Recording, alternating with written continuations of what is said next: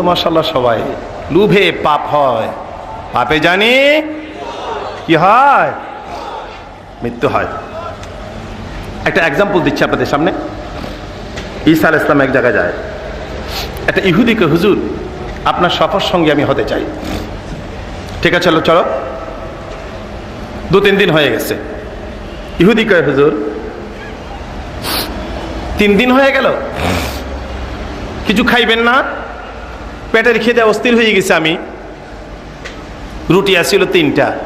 জোরে কোন কয়টা? কয় বস, তুমি একটা রুটি নাও, আমি একটা রুটি খাই, বাকি আছে কয়টা? ইহুদি কয়, হুজুর ওইটা কি করবেন? ওইটা ব্যাগের মধ্যে থুয়ে দাও, পরে আবার পেটে খিদা লাগলে খাবো। ঈসা ইসলাম শুয়ে পড়েছে, চোখ বন্ধ, এমনভাবে বন্ধ, ফাঁকে ফাঁকে দেখে। ফাঁকে কি?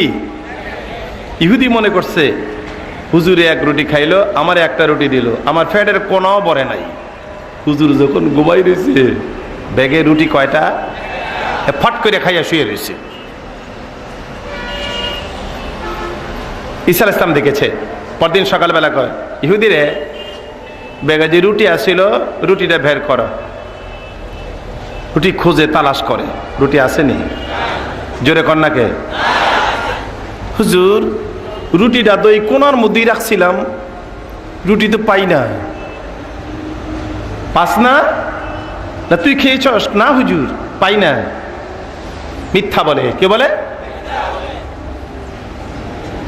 চলো। যেতে যেতে সামনে একটা নদী দেখা যায়। ঈসা আলাইহিস সালামকে, চল নদীটা পার হই। হুজুর বলেন কি? নৌকা ছাড়া? নৌকা নাই, লঞ্চ নাই। আমি আল্লাহর পয়গাম্বর, আমার নৌকা লাগায় না। সুবহানাল্লাহ জোরে কর।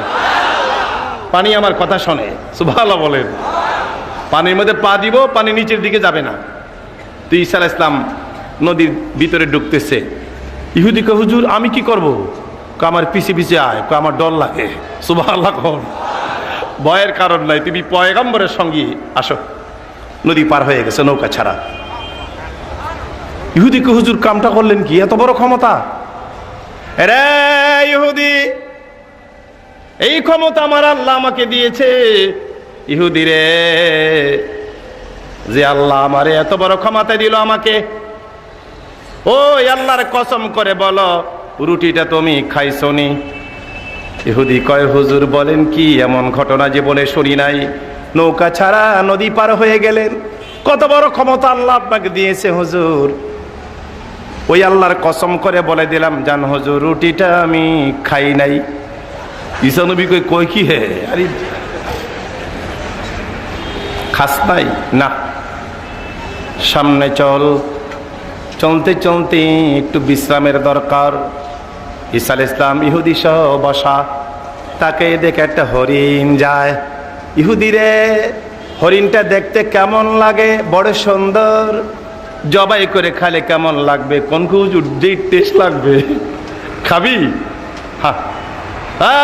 হরিণ এদিকে আসো। ডাক দিলে আসবি নি? এটা কলিমুদ্দি সলিমুদ্দির ডাক না, এটা পয়গম্বরের ডাক। জোরে বলেন মারহাবা। হুজুর শুয়া পড়ো। শুইছে। জবাই করা হয়েছে, গোশত ভুনা করে খাওয়া দাওয়া হলো। ইহুদিরে, হরিণের কিছু হাড্ডি আমার ব্যাগের মধ্যে রেখে দাও। হুজুর কি করবেন? 2 দিন পরে কাজে লাগবে। আবার চলতে শুরু করলো। এক জায়গায় গিয়ে ইহুদি হরিণের হাড্ডি খোলো, নিচে ঢালছে।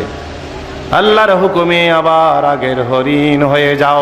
ফটকের হরিণ হয়ে গেছে। সুবহানাল্লাহ কর। ইহুদি কো, হুজুর এটা কি করলেন? এটা আগের হরিণ।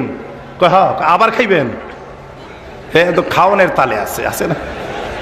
যে সমস্ত মাহফিলে তাবারুক পাক হয়, কিছু লোক আছে মাহফিলের পাগল না, খাওয়ার পাগল, আল্লাহ রসুলের পাগল না। ঠিক কিনা?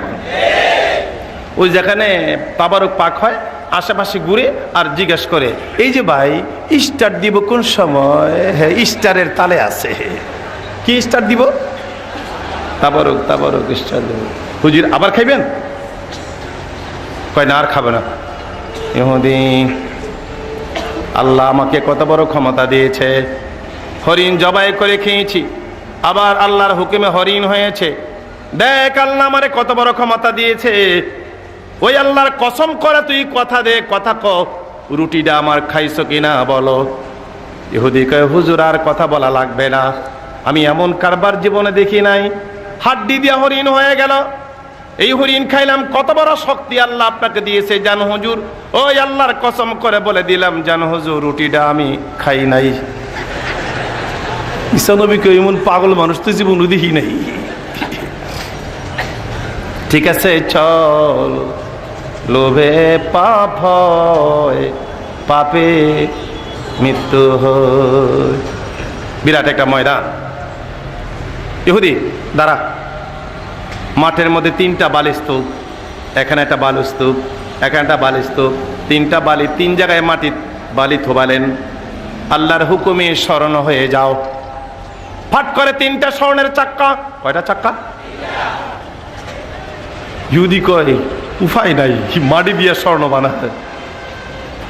হুজুর এত স্বর্ণ হয় নে, একটা চাক্কা তোরে দিলাম, আর একটা চাক্কা আমি নিলাম। হুজুর এই চাক্কাটা কি করবেন? ঈসা আলাইহিস সালাম কয়, যদি কোনো দিন ওই ব্যক্তির সঙ্গে আমার দেখা হয় যে আমার রুটি খেয়েছে, ওই 3 নম্বর চাক্কাটা আমারটা সহ দোনো চাক্কাটা ওই ব্যক্তির দিয়ে দেব যে ব্যক্তি আমার রুটি খেয়েছে। ইহুদিকে, হুজুর দোনোটা চাক্কাই দিয়ে দিবেন? দোনোটাই দিয়ে দেব। হুজুর মাফ করবেন, রুটিটা আমি খাইছিলাম। লোভে পাপ হয়, পাপে মৃত্যু হয়। ঈসা আলাইহিস সালাম বলে, তোর মতো লোভী মানুষ আমার সফর সঙ্গী হতে পারবি না, যা। আমার স্বর্ণের দরকার নাই, 3টা চাক্কা আমি তোরে দিয়ে দিলাম। ইহুদি দৌড়ায়, আমি 1 চান্সে বড় লোক হয়ে গেলাম। কয় চান্সে? 1 চান্সে বড় হয়ে গেলাম। দৌড়ায়, এই কোমরে এদিকে একটা, ওদিকে একটা, পিছন দিয়ে ঢুকাইছে আর একটা। রাস্তার মধ্যে, দাঁড়াও, কি আছে বের করো। ডাকাত বাইর করছে একটা চাক্কা। ডাকাত কয়, সাধারণ মানুষ নয়, চাক্কা আরো থাকবে, তোর কাছে আরো বের কর। আরেকজনকে ছুরি ঢুকা পেট দিয়ে করে, হ্যাঁ দিতেছি। 3 চাক্কা বের করছে, সুবহানাল্লাহ বলেন। 3 জন ডাকাত, 3 জন মিলে ওই 3 চাক্কাওয়ালা ইহুদিরে মারে ফেললো, জবাই করলো। 3 ডাকাত কয়, জীবনে ডাকাতি করতে হবে না, কোটি কোটি টাকার স্বর্ণের মালিক হয়ে গেলাম। তুই একটা নিবি, আমি একটা, আর সে একটা, 3 জনে 3টা। চল আনন্দ করি। একজনে পাঠাই দিল, তুই বাজারে যা, মিষ্টি আন, মিষ্টি খাই, আনন্দ করি, জীবনের বড় লোক। মিষ্টি আনতে গেছে, এই দোনোটা পরামর্শ করে, যাকে মিষ্টি আনতে পাঠাইলাম তারে যদি মারতে পারি, 3 চাক্কার মালিক আমরা 2 জন হয়ে গেলাম। 1.5 যে নাকি মিষ্টি আনতে গেছে, নিরালে চিন্তা করে, যেই 2টা মিষ্টির জন্য বৈশা রয়েছে, আমি যদি মিষ্টির মধ্যে বিষ লাগাইয়া দোনোটারে মারতে পারি, আমি একাই তো 3 চাক্কার মালিক। 2 দিক দিয়ে শুরু হয়েছে, সুবহানাল্লাহ। দুজনে কয়, তারে মারবি কেমনে? মিষ্টি নিয়ে আইলে, মিষ্টির পোটলা নিয়ে আসলে আসা মাত্র সমানে বাড়ি শুরু করবি। যদি কয় তোমরা আমার বন্ধু মারা করো, কয় মাথা ঠিক নাই। শুরু করছে ভাই, মা, আরে ভাই তোরা আমার বন্ধু, তোরা মারস কেন? কথা কইস না, মাথা ঠিক নাই।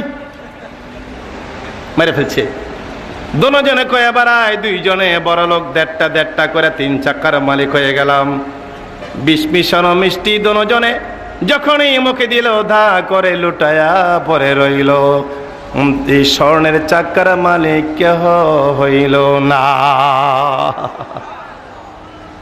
আমার ভাইরা, লোভ করলেন না। আমার দিনের নবী কি সুন্দর বাস্তব প্রমাণ পৃথিবীতে রেখে গেলেন, শিক্ষা দিয়ে গেলেন। নিজে পাইলে খায়ও না, অন্যের জন্য রেখে দিও, নিজে পাইলো অন্য ভাইয়ের জন্য তুমি রেখে দিও। জোরে জোরে বলেন সুবহান। আসুন আমার ভাইরা,